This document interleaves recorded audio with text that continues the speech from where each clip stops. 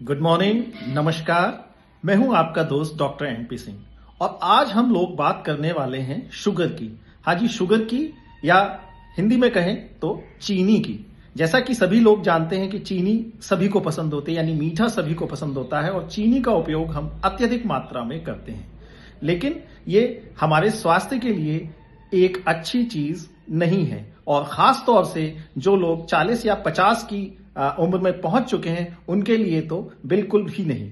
आइए जानते हैं कि ये कैसे हमारे शरीर को नुकसान पहुंचाती है। क्योंकि शुगर है, शुगर की वजह से मोटापा होता है और सभी जानते हैं कि जो मोटापा होता है वो सैकड़ों बीमारियों का घर होता है, अनेकों बीमारियों का घर होता है। शुगर के प्रयोग से, अत्यधिक प्रयोग से कहीं ना कहीं मोटापा बढ़ता है।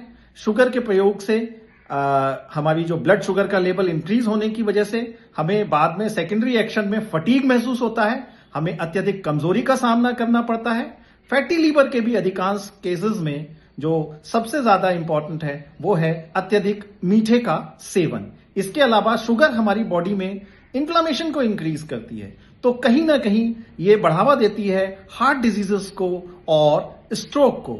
इसके साथ ही अत्यधिक शुगर का उपयोग जो है वो कहीं ना कहीं हमारी गट हेल्थ को नुकसान पहुंचाता है।